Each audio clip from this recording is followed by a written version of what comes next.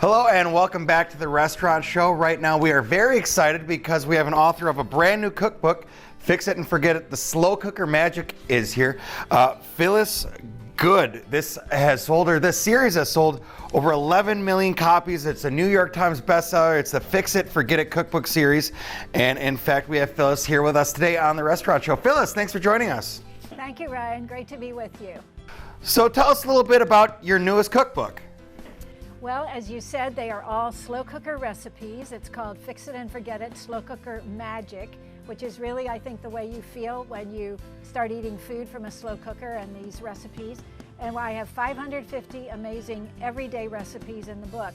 My commitment is to help people eat at home and to know exactly what they're feeding their families, but to do it in a way that recognizes the fact that we're all living very full, very busy, very chaotic lives. So who has time to think, let alone put together a grocery list, let alone cook? So keeping all of that in mind, these recipes take about 20-30 minutes to prepare. And each of the recipes, I tell you how long it takes to cook, but also how long to prepare, so you can sort of figure out what will work well for you. The other thing I would say is that if you've been letting your slow cooker sort of rest in the cupboard until wintertime, you're doing yourself a disservice, and I'd really recommend that you get it out and use it in the summertime. It's a perfect summertime appliance. You don't need to turn the oven on when you've turned your slow cooker on. So the house stays cool, or let's say you want to have a barbecue on the deck or in the patio. Take your slow cooker out there, put in your sides for whatever you're grilling. Baked beans are perfect in a slow cooker, and you've got the convenience of having it right there next to the table where you want to serve your guests.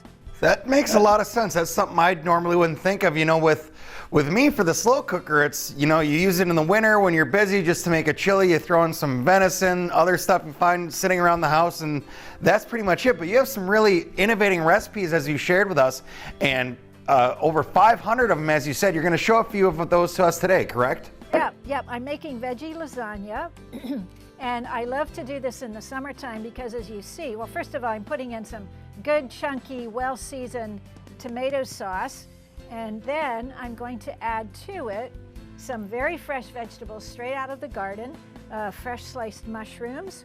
And if you've got children around the house, tell them to pull up a stool. They can help you layer in these ingredients. It's that simple. And the slow cooker is really quite child-friendly. There's no open flame. And add some spinach to it.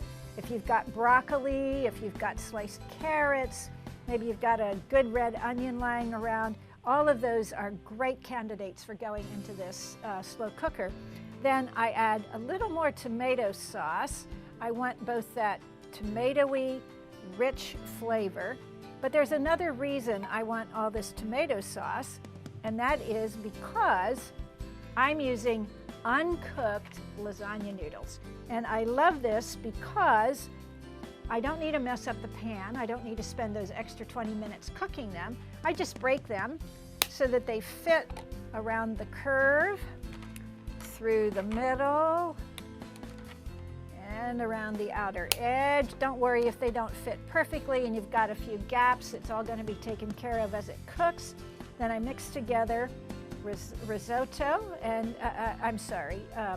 ricotta, some sliced mozzarella, sprinkle that over top, because in the end I'm going to flip this on, cook it for 5-6 hours, and when it's finished, you're going to have this kind of final result, a very gooey, oozy, cheesy, well-seasoned lasagna that has the nutrition of all these great garden vegetables that you've added.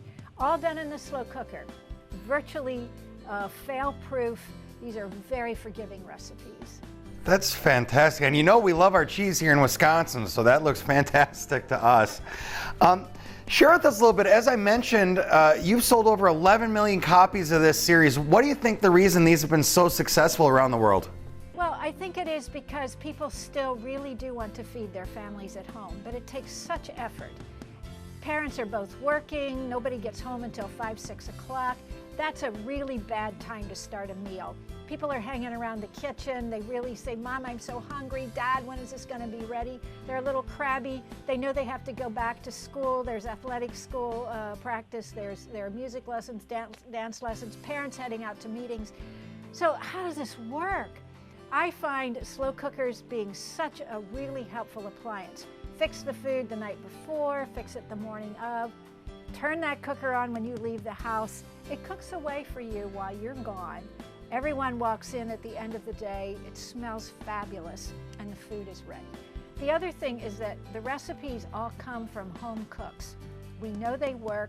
These are all people who are dealing with the same life situations as you are, and these are their favorite recipes. I've asked them, what do you most want to make? What do your kids say? Please make that again. Then we send the recipes out to other home cooks to be tested, because I want to know what the children say. I want to know what the neighbors and the friends say. We tweak those recipes. They go in the book. I add the prep time and the cooking time so you know exactly what you're biting off. And I try not to leave anything to chance, because I didn't know how to cook when I first needed to. I didn't know enough to read most cookbooks. So I want to make it possible, no matter how much experience or how little you have, that you can use this book and feel as though you will be successful in the end. And that's fantastic. And one thing I want to point out, you also have quick and easy. They're listed as quick and easy right in the cookbook. So if someone that's really on the go or wants a quick meal, they can make one of those quick and easy meals as well. And well, we're running out of time here. I know you're kind enough to send me my copy of your cookbook, but where can our viewers get a chance to pick this up?